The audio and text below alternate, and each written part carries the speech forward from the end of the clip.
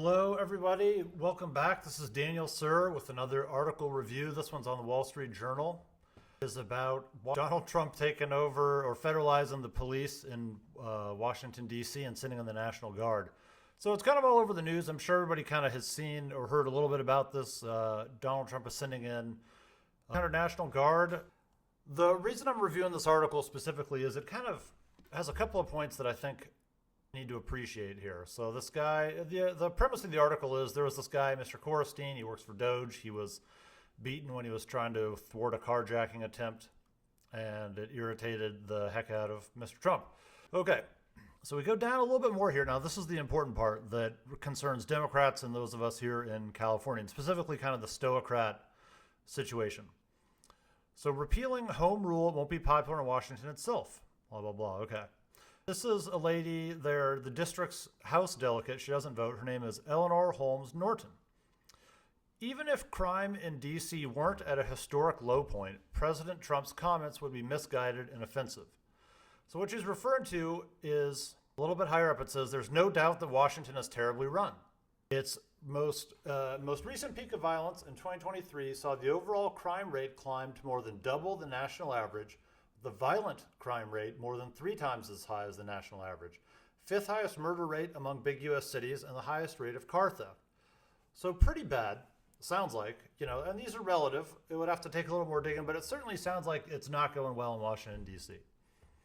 So down below here, this lady says, even if it weren't at a historic low point, President Trump's comments would be misguided and offensive. So she's kind of denying the premise of this whole thing. She's basically saying, well, it's not as bad. It's not bad, so Trump shouldn't be doing this.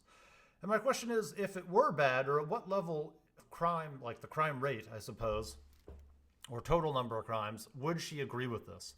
Because I feel like this is just sort of a ridiculous and unhelpful thing to say. I don't think it helps that at all. And then she throws out a red herring here. She says, D.C. residents, a majority of whom are black and brown, are worthy and capable of governing themselves without interference from federal officials who are unaccountable to D.C. Kind of a red herring because she starts talking about race when this really isn't about race. The stated reason that he's going in there is because the crime rates are too high. And down below he says it's crime, bloodshed, bedlam, squalor, and worse. So this kind of frustrating. She also engages, I don't know if this is the author or the person quoting. I think it might be the author, but it says she's capitalizing black and not brown.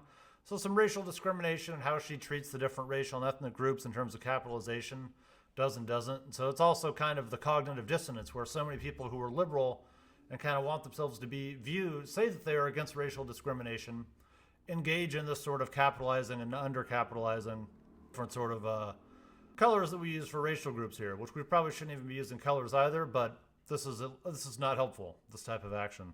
And it's basically just a red herring because the statements that are quoted in this article basically have very little to do with what President Trump is saying, and it really isn't helping the people of D.C. I'd love to see a Democrat say something like, you know what, this is good. We're going to propose better tracking for cars. We're going to crack down on shops so that people can't resell auto parts. We're going to we're going to put cameras everywhere that we need to. We're going to start putting biometric things in front of every store.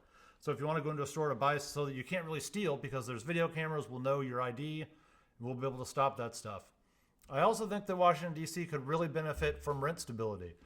The people right now are basically tied to their city government to stop them from raising the rents and rent control and stuff like that.